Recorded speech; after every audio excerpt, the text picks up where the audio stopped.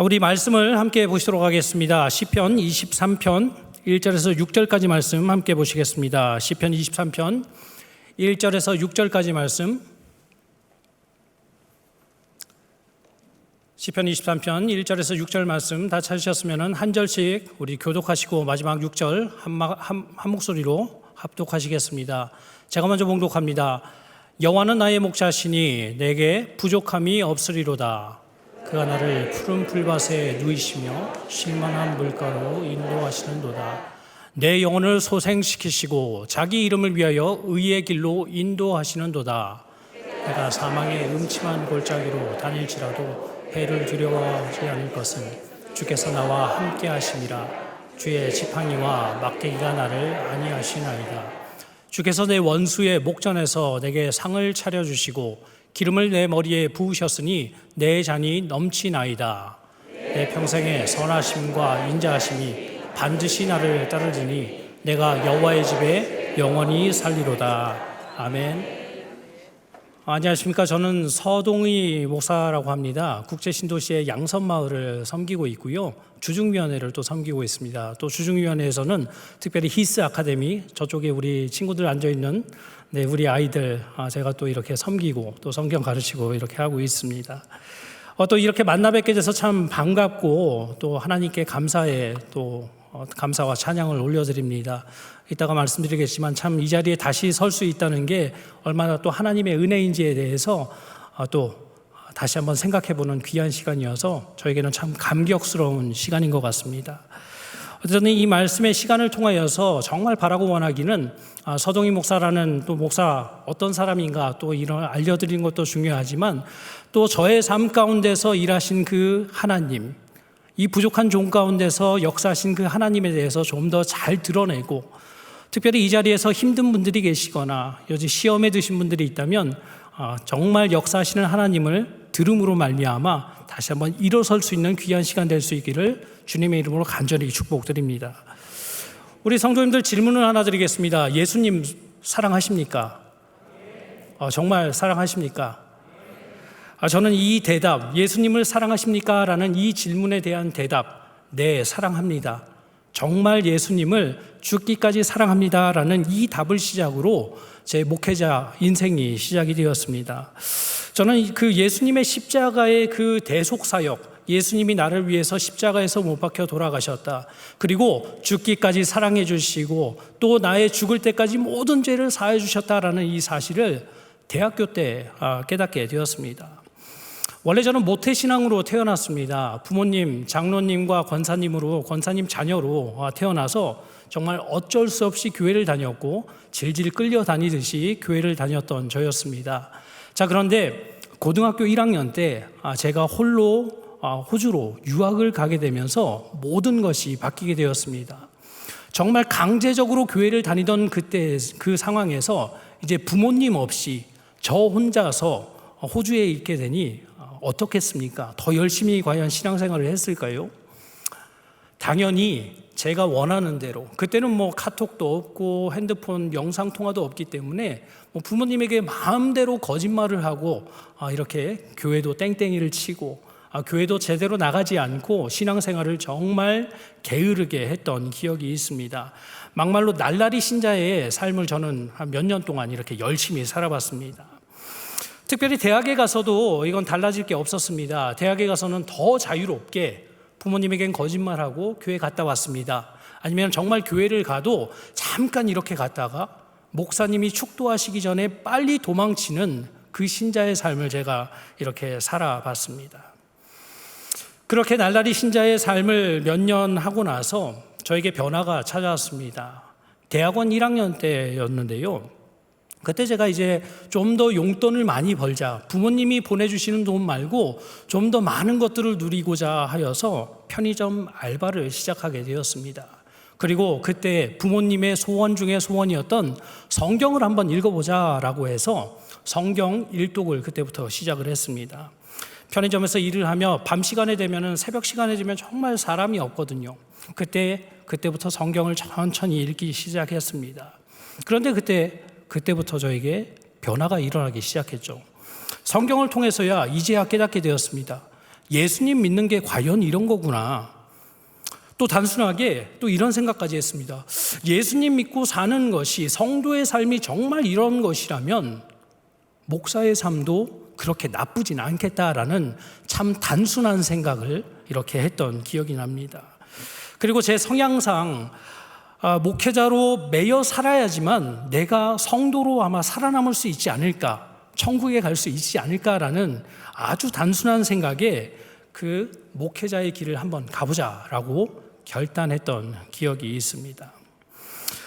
또 제가 이 길을 또 결정한 이유 또 한 가지가 더 있습니다. 나처럼 예수님을 너무나도 모르기 때문에, 교회는 다니지만 예수님에 대해서 너무나도 모르고 있기 때문에 세상에서 고생하고 있고 또 방황하고 있는 사람들이 많이 있는 것들을 보았습니다.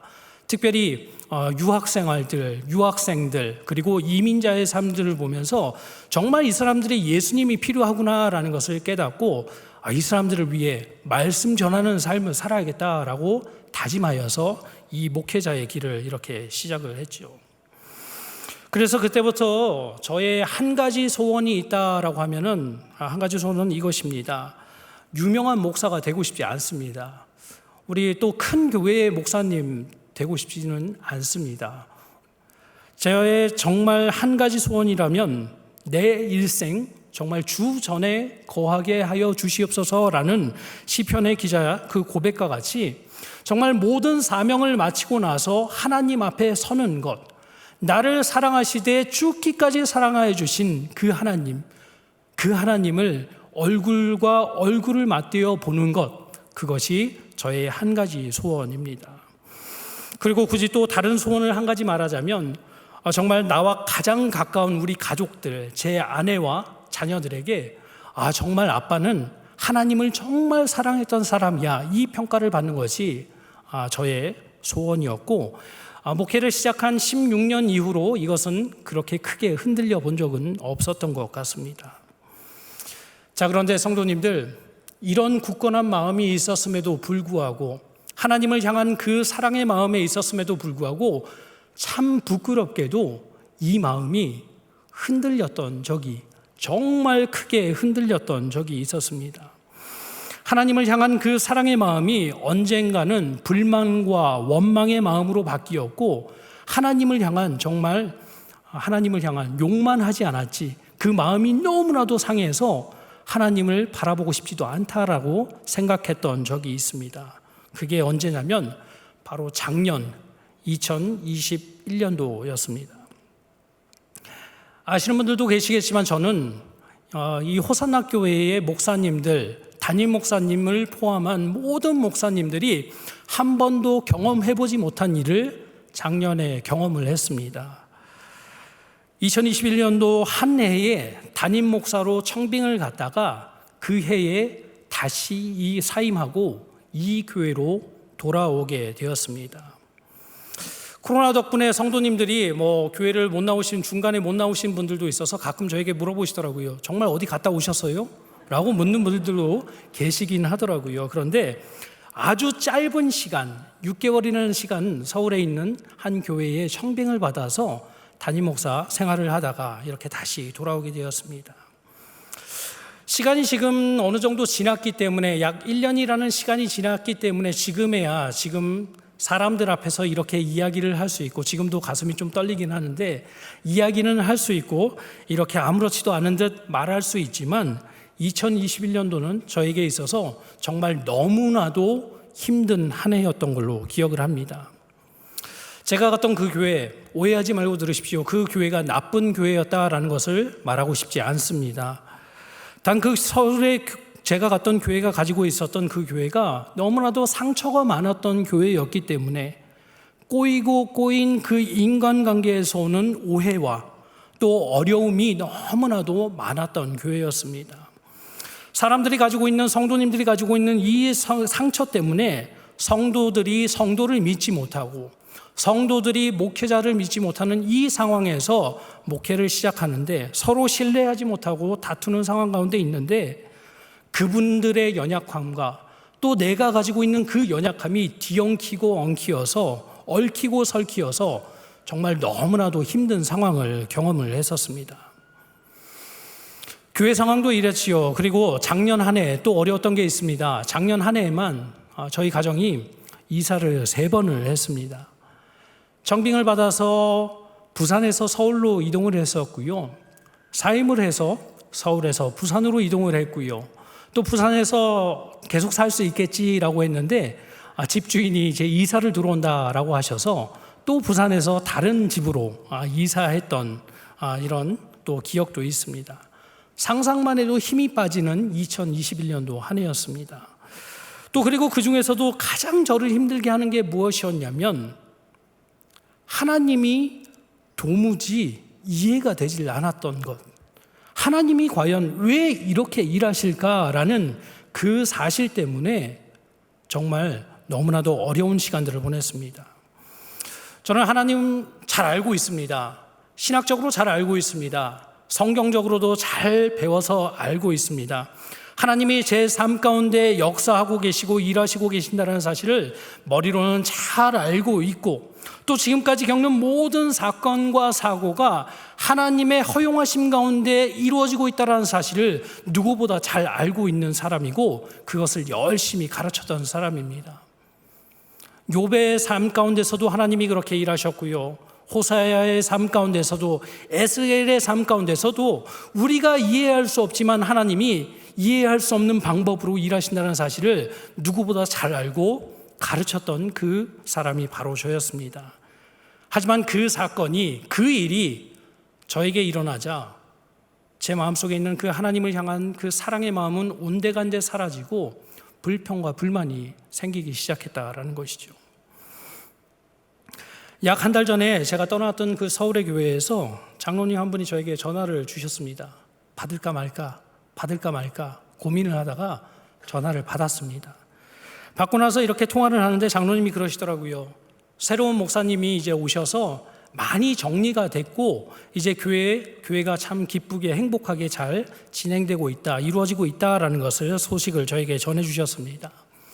이 말을 듣는데 정말 한편으로 너무 감사했습니다. 부족한 종이지만 저를 통해서 그러한 일들을 시작하셨고 또 새로운 분이 오셔서 그 일을, 그 교회가 회복되는, 하나님의 교회가 회복되는 그것을 또 듣게 하시니 좀 선한 일을 행하신 하나님께 좀 감사하는 시간을 가졌습니다. 하지만 시간이 지나서 집에 돌아오는 길에 한편으로 이런 생각이 드는 거죠. 하나님, 왜 굳이 나를 그쪽에 보내셔서 이 일을 이렇게 실행하셨어야 했나요? 라는 질문을 하게 되었습니다. 나는 그렇다 쳐도 또 저는 그렇게 헌신하겠다라고 하나님께 말씀드렸지만 저의 가족들과 자녀들은 어떻게 되는 건가요? 라는 그 질문이 머릿속에서 떠나지가 않았습니다. 특별히 제가 또 이해가 되지 않았던 것이 있었습니다. 서울에 있는 교회는 제가 가겠다고 찾아서 원서를 제 이력서를 넣고 제가 가보겠습니다 라고 해서 갔던 교회가 아니었습니다. 아직도 기억합니다. 주일 사역을 마치고 이제 다 씻고 나서 자야겠다라고 해서 침대에 들려고 그러는데 제가 서울에서 사역했던 교회의 멘토 목사님께서 저에게 연락을 주신 거예요. 서 목사, 지금 나에게 청빙 자리에 대해서 이렇게 문의가 들어왔어. 그리고 그것을 듣는데 한 명 소개해달라고 이야기를 듣는데 서동희 목사가 가장 먼저 생각이 나서 전화를 했어라고 말씀을 하셨습니다. 말씀하시면서 저한테 그러시더라고요. 어려움이 있는 교회지만 서동희 목사가 가면 충분히 할 수 있을 것 같아서 전화를 했다라고 말씀을 하셨고 참 급박하게도 어려운 교회이기 때문에 빨리 담임 목사가 와야 되기 때문에 3일 안에 수요일까지 답을 줬으면 좋겠다라고 저에게 이렇게 말씀을 하시더라고요. 전화를 받고 짧은 시간 며칠이지만 기도를 했습니다. 하나님, 이 길이 맞을까요? 하나님, 정말 이 길을 가는 것이 제가 맞을까요? 라는 기도 제목을 가지고 새벽에 나와서 하나님께 기도를 했습니다. 하나님께서 저에게 이런 말씀을 주시더라고요. 마태복음 16장 25절을 보면 이런 말씀이 있죠. 누구든지 제 목숨을 구원하고자 하면 잃을 것이고 찾고자 하면은 구원하고자 하면은 잃을 것이고 찾고자 하면 잃을 것이다 라는 말씀이 기록된 그 말씀을 저에게 감동으로 이렇게 주셨습니다. 저에게 이런 마음이 들더라고요. 가족에겐 정말 미안하지만 어려운 교회도 하나님의 교회이고 하나님의 부르심이 있으면 응해야 된다라고 배웠기 때문에, 말씀을 통해 배웠기 때문에 그 일념에 그 교회의 교인이 얼마나 있는지, 또 집은 어떻게 되는지 이런 것들 상관하지 않고 아이들에게 너무나도 미안하지만 가겠다라고 결정을 내렸습니다. 수요일날 이렇게 말씀을 드리고 면접을 보겠다라고 해서 면접을 보고 가서 설교를 하고 다른 목사님들 또 설교를 하고 어떻게 이 일이 일사천리로 진행이 된 것이죠. 그래서 제가 뽑히게 되어서 어떻게 한 달 만에, 그 말이 나온 지 한 달 만에 제가 이 교회를 사임하고 떠나게 되었던 것입니다. 그래서 이 자리를 빌어서 기쁨마을 성도님들과 또 제가 사역했던 기쁨마을 성도님들, 또 제자반 너무 죄송하게 생각합니다. 어쩔 수 없이 제가 이렇게 떠나게 되었습니다. 어쨌든 이렇게 해서 정말 따지지 않고 이 길을 가게 되었는데, 정말 이런 결과가 나왔다라는 것에 대해서 하나님께 너무 원망의 마음이 들더라고요. 하나님, 제가 정말 따져서 간 것도 아니고 제가 무슨 부귀영화를 누리겠다고 간 것도 아니고 부르심이 있어서 갔는데 왜 이런 결과가 나왔을까요? 라는 마음에 하나님을 향한 그 마음이, 원망이 점점 커지었습니다. 하나님을 향한 그 원망의 마음이 얼마나 커졌냐 하면은요, 어느 날 시편 23편, 우리 오늘 읽은 말씀의 이 찬양은 제가 정말 좋아하는 찬양입니다. 호주에서 예수님을 만나고 나서 새벽 기도를 다닐 때마다 이 찬양으로 하루를 시작했고요. 힘들 때마다 이 찬양으로 이 시간들을 이겨냈던 찬양이 바로 시편 23편의 찬양이었습니다. 그런데 이 찬양을, 힘든 가운데 이 찬양을 부르는 데에 여호와는 나의 목자시니 라고 하면서 찬양을 부르는데 그 다음 가사가 제 마음에서 고백되지가 않더라고요. 여호와는 나의 목자시니 내게 부족함이 없으리로다 라는 그 구절이 도저히 제 입 밖으로 나오지 않는 그것을 경험을 했습니다. 그가 나를 푸른 풀밭에 누이시며 실만한 물가로 인도하시는 분이시다라는 그 하나님을 찬양하는데 고백이 되어지지 않는 제 모습을 보면서 나 이거 어떡하지? 내가 이렇게 해서 목사직을 계속 할 수 있을까? 거짓말로 성도님들에게 그냥 가르치면 되는 것일까라는 고민에 빠졌던 기억이 있습니다. 또 한편으로 들었던 생각은 하나님이 허락하신 날이 언제일지는 모르겠지만 내가 소원했던 그것, 정말 하나님을 사랑하여서 하나님 전에 가는 그날까지 하나님께 쓰임받게 해주세요라는 그 고백이 과연 이루어질 수 있을까라는 질문조차 제 마음속에 들었던 기억이 납니다. 그러면서 이런 질문을 했습니다. 시편 23편 계속 묵상하면서 이런 질문을 했습니다. 과연 다윗은 어떻게 이렇게 시편을 쓸 수 있었을까? 과연 다윗은, 그 다윗 왕은 이 시편을 고백한 것이 어떤 환경에서 고백했을까라는 생각을 잠깐 해봤습니다. 과연 그도 쉬운 상황에서 했을까? 라는 생각을 해봤습니다. 주석을 이것을 그래서 찾아보니 시편 23편 어떤 상황에서 기록됐는지에 대해서 두 가지가 나왔더라고요. 두 가지 견해가. 첫 번째로는 이렇게 이야기를 했습니다. 정말 다윗이 평안한 가운데 감사로 표현한 것이다 라고 이야기를 한 것이 있었습니다. 다윗의 왕권이 이제 탄탄하게 되고 확고하게 된 후에 이제 주변 나라와의 모든 전쟁도 그친 뒤에 평화로운 시간을 누리면서 이 시편을 썼을 것이다 라고 고백했던, 또 이렇게 생각했던 견해가 있었고요. 두 번째로는 또 이런 견해도 있었습니다. 그가 아마 믿음의 고백으로 지었을 것이다 라는 견해도 있었습니다. 다윗이 압살롬의 그 반역으로 인해서 도망쳐 다니며 지은 시일 것이다.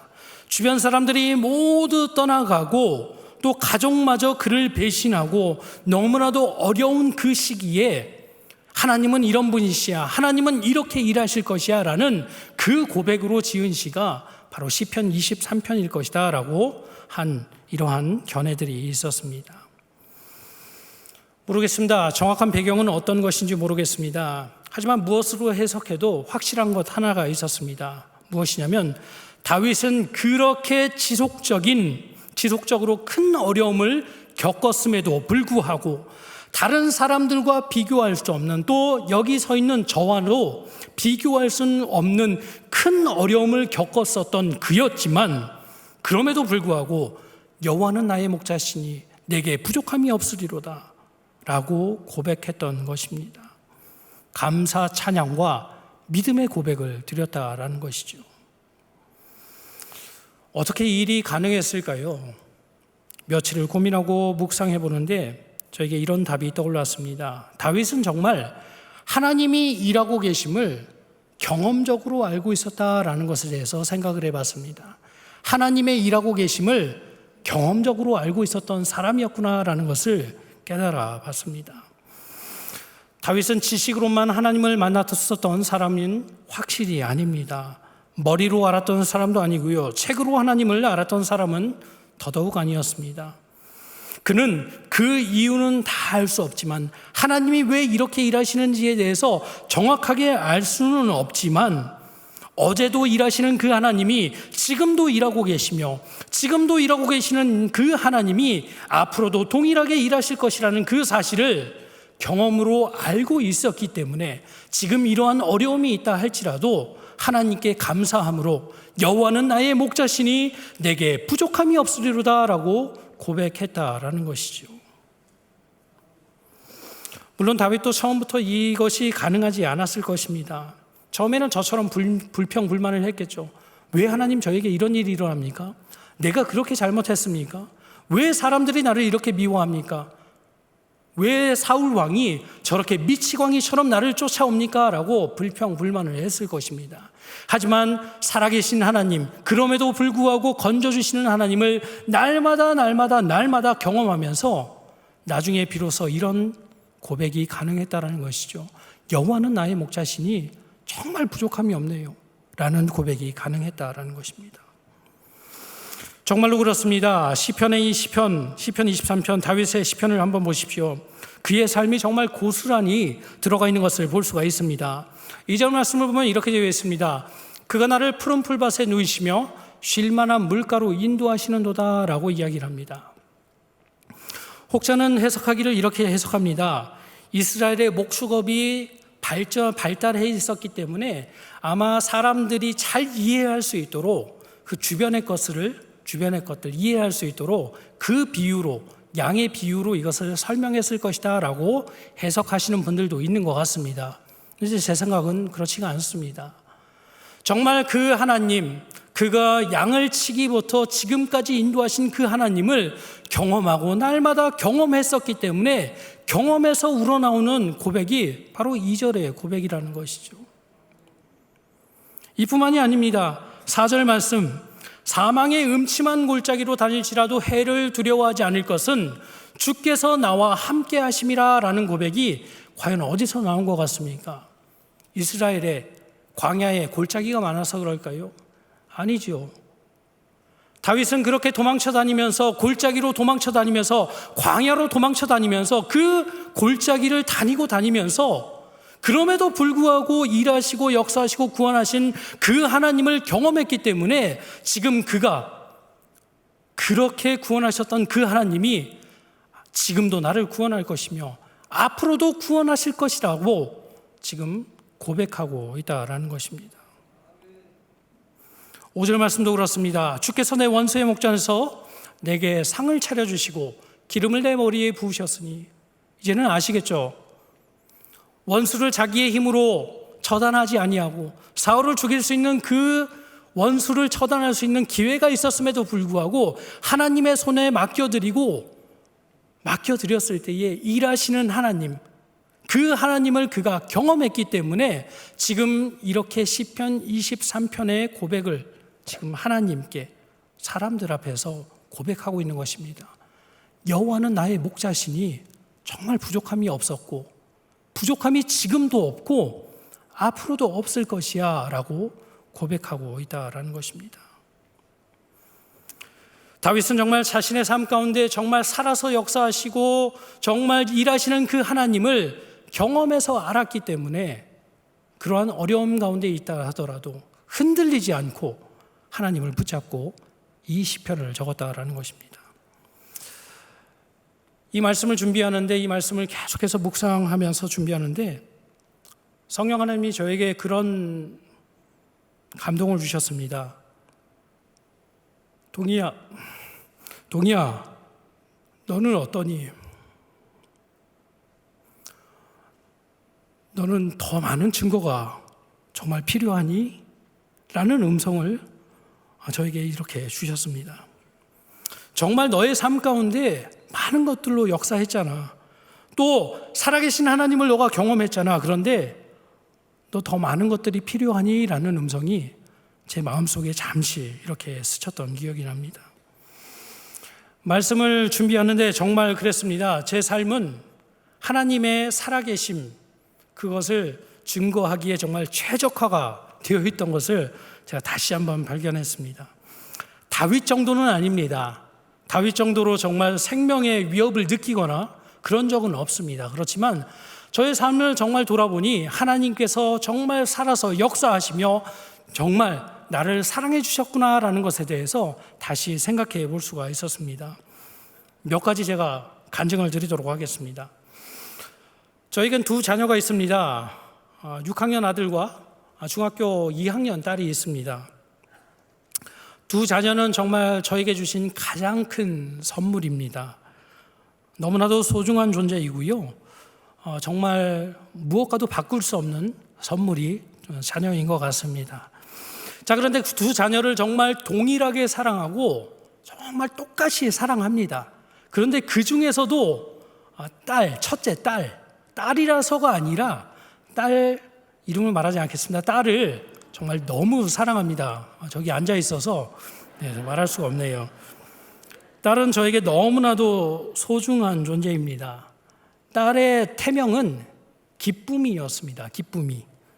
이 딸로 인하여서 우리 온 가족의 기쁨이 넘쳐났기 때문에 이렇게 임신하자마자 기쁨이라는 태명을 지었습니다.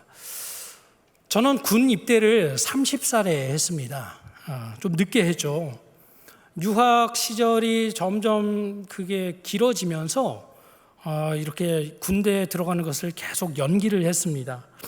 또 한국에 들어와서는 신학대학원에 곧바로 들어갔기 때문에 신학원을 좀 마치고 신학대학원을 마치고 가야 되지 않을까라고 해서 연기하다가 결국은 30살까지밖에 되지 않는다 그래서 대학원 2학년 때 마치고 군 휴학을 하고 이제 군대 갈 준비를 하고 있었습니다. 게다가 제가 군대를 좀 미뤘던 이유가 하나가 있었는데요. 제가 참 건강해 보이죠. 막 이렇게 좀 근육도 있는 것 같습니까? 좀 건강해 보이고 그랬었습니다. 네, 건강해 보이고 운동도 참 좋아해서 좀 활발한 스타일입니다. 제가 운동을 해도 그냥 막 정적인 운동을 좀 좋아하지 않습니다. 해도 달려야 되고 무조건 전력을 다해서 달려야 되고 몸을 부딪히면서 하는 이런 운동들을 좋아합니다. 그래서 그런지 제가 모든 이 몸이 성한 곳이 그렇게 많지가 않습니다. 지금도 발목 인대는 하나가 끊어져 있습니다. 그리고 양쪽이 원래는 끊어져 있었는데 한쪽은 재건 수술을 해서 한쪽은 인대 수술을 해서 이어졌고 한쪽은 지금 인대가 끊어져 있는 상태고요. 무릎도 인대가 그렇게 좋지가 않아서 축구를 너무 열심히 하다 보니까 이렇게 몸이 성한 데가 없었습니다. 그래서 대학병원을 가니까 그렇게 이야기를 하더라고요. 수술도 하지만 아마 이 몸 상태로는 군대를 가도 4급이 나올 것이다. 4급은 참고로 일반 병이 아닌 우리 동사무소에서 왔다 갔다 하시는 분들, 공익 그것으로 갈 수 있다라고 이렇게 이야기를 하시더라고요. 그래서 저도 군대를 연기하면서 아마 그렇게 되지 않을까라고 생각을 해서 나름대로 기대를 하고 이렇게 군대를 계속 연기를 했습니다. 자, 그런데 신체 검사 때가 되어서 이제 병원에서 모든 자료들을 가지고 병원을 이렇게 신체 검사를 받고 이제 결과를 기다렸습니다. 자, 그런데 결과가 과연 어떻게 됐을까요? 현역. 네, 맞았습니다. 현역병으로 결정이 됐습니다. 무릎은 상급이 나왔고 발목은 상급이 나왔습니다. 아쉽게도 상급 하나만 더 나오면 4급이 돼서 이렇게 현역병을 안 갈 수 있었는데 현역병으로 판명이 난 겁니다. 참 앞길이 막막했습니다. 그 결과를 받아들였는데 29살에 20살 초반 되는 우리 젊은 친구들과 군대를 같이 가야 되는 것도 정말 힘든데, 게다가 제 마음을 정말 힘들게 했던 것은 제가 그때 결혼을 했었거든요. 결혼을 해가지고 부모님 댁에서 이렇게 같이 살고 있었는데 이런 생각이 들더라고요.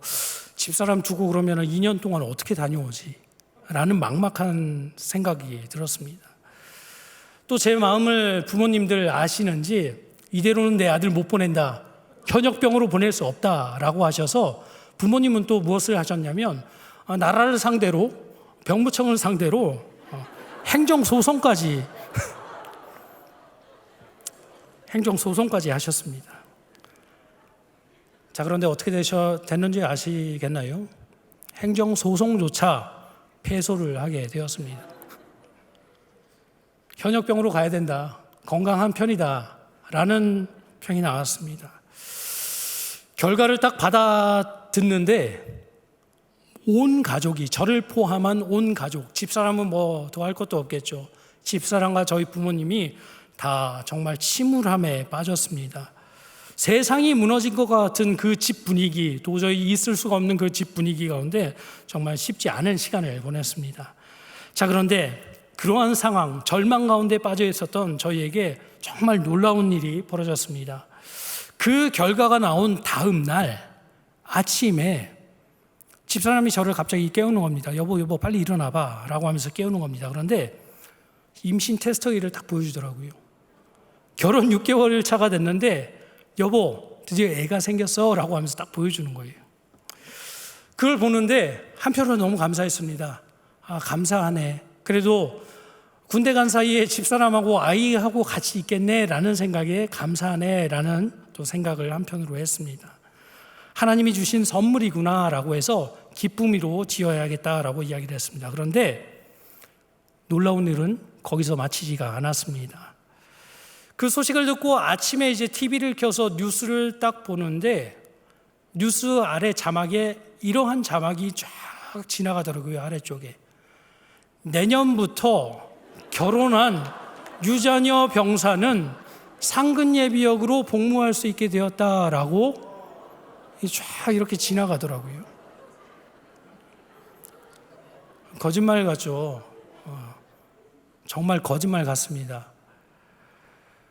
정말 이 뉴스를 접하고 나서 너무 놀래가지고 산부인과에 가서 테스터기로는 증명할 수 없기 때문에 산부인과에 가서 임신 그때 정말 몇 주 차 되지도 않았어요.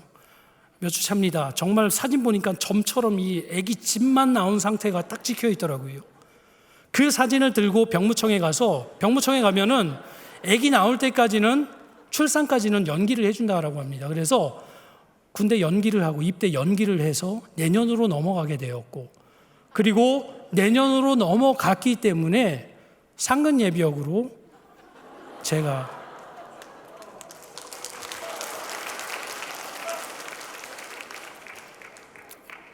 왜 기쁨인 줄 아시겠죠? 이 일을 겪는데 정말 많은 생각을 했습니다. 처음에는 정말 불평불만을 했죠. 하나님 왜 건강을 허락하시지 않았나요? 왜 이런 일들을 저에게 허락하셨나요? 또 병무청에서 말도 안 되는, 예전 같으면은 이게 4급 판정이 난다 그럽니다. 그런데 그때 당시는 연예인들의 그러한 병역 비리 이런 것들이 터져가지고 웬만해서는 현역으로 다 보낸다라고 하더라고요. 이런 것들, 왜 하나님이 이런 일들이 벌어지게 하십니까? 라는 불평불만에 쌓여 있었던 저였습니다. 하지만 이러한 것들을 통해서 정말 하나님이 일하시는구나, 사람이 일해서 되는 것이 아니고 하나님이 일하실 때 되는 것이구나 라는 것을 저에게 깨닫게 하는 그러한 경험들을 했었습니다. 또 이것도 끝이 아닙니다. 시간이 좀 되지만 더 해보겠습니다. 결혼하고 나서 호주에 다시 들어가게 되었습니다. 이번에는 유학생이 아닌 저희 가족이 전체가 들어가게 되었습니다. 청년 때 제가 출석하던 교회에서 제가 신학을 마쳤다라는 소식을 듣고 저에게 연락을 주셨어요. 어떻게 아름아름해서 저에게 연락을 주셔서 와서 좀 사역을 하면 좋겠다라고 하셔서 또 이렇게 호주에 다 같이 들어가게 되었습니다. 자, 그런데 이 삶이 정말 평탄치가 않았습니다. 그전에는 제가 유학생 신분으로 갔기 때문에 부모님이 주시는 용돈과 부모님이 주시는 모든 학비 조달과 생활비로 인해서 정말 남부럽지 않은 삶을 살았던 저였습니다. 그런데 이제는 결혼하고 들어갔기 때문에 상황이 완전히 달라졌습니다. 특별히 제가 결혼하고 나서 멘토 목사님께서 저에게 이런 말씀을 하신 적이 있었습니다. 이제 서 목사는 결혼했기 때문에 부모님의 품을 떠나는 연습을 열심히 해야 된다. 부모님이 가진 것들을 의지하기 시작하고 그분들이 가진 물질에 의지하기 시작하면 분명 부모님들이 하나님처럼 될 것이기 때문에 부모님으로부터 물질 떨어지는 연습을 해야 된다. 목회자라면 하나님이 이 연습을 꼭 시키신다라고 하셔서 철떡같이 믿고 그걸 열심히 실행을 했습니다. 그래서 호주에 들어갔을 때도 이제는 유학생 신분이 아닌 부모님의 도움을 받지 않는 이민 노동자 신분으로 제가 들어가게 되었습니다. 호주 한인교회에서 이렇게 사역을 하게 되었습니다. 전도서 사역을 하게 되었는데요. 사례비를 이렇게 받게 되잖아요. 받게 되면은 헌금하고 집값을 내면은 남는 돈이 정말 하나도 없었습니다. 정말 생활비, 아이들 밥 사줄 수 있는 돈이 하나도 없을 정도의 사례비를 이렇게 받습니다. 보통 대부분의 이 한인교회들이 그렇게 사역을 합니다.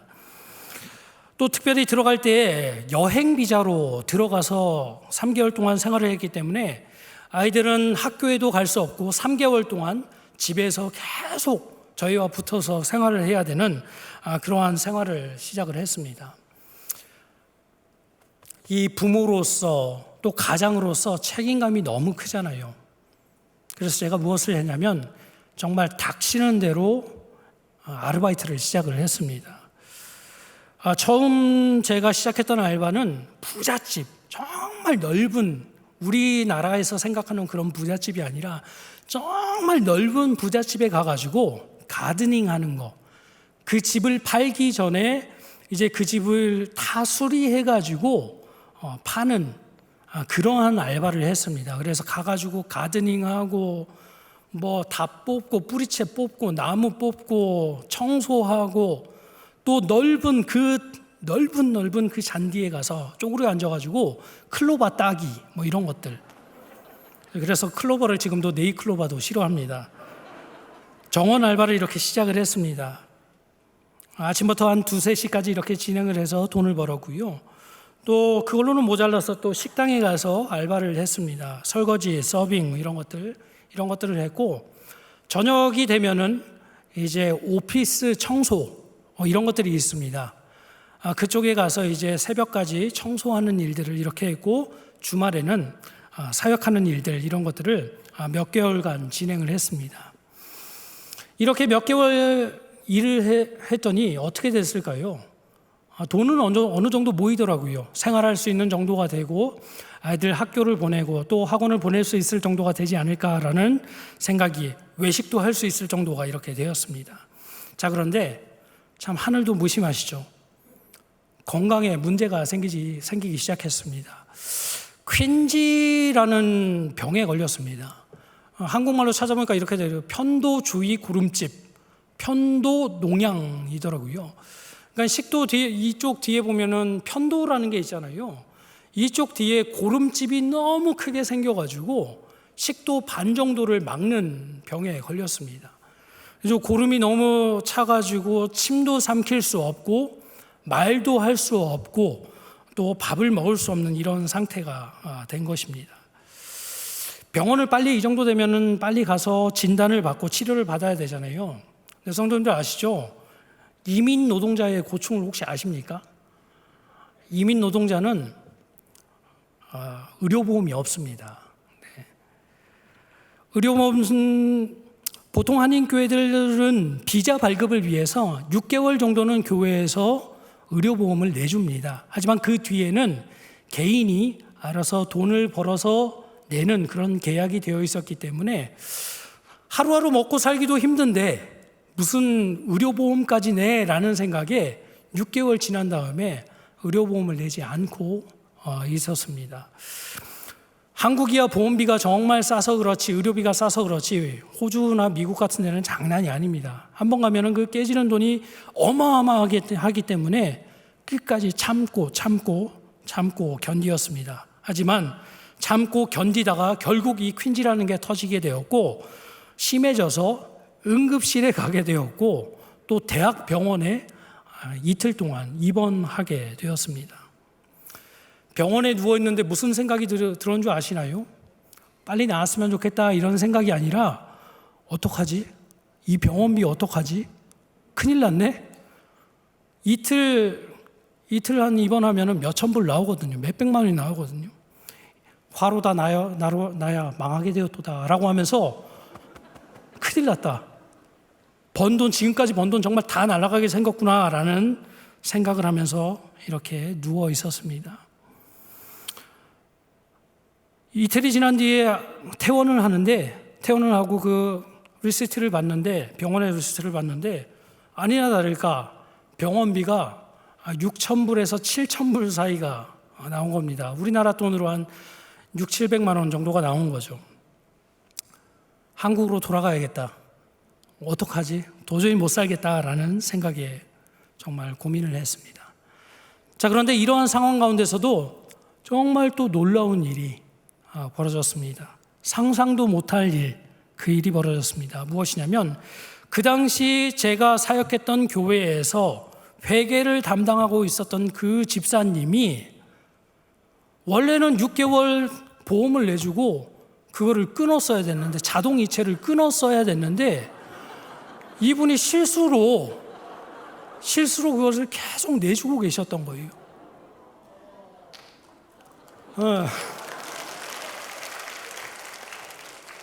덕분에 정말 하나님의 은혜로 돈 한 푼 내지 않고 퇴원할 수 있었던, 치료를 받을 수 있었던 기억이 제 가운데 이렇게 납니다.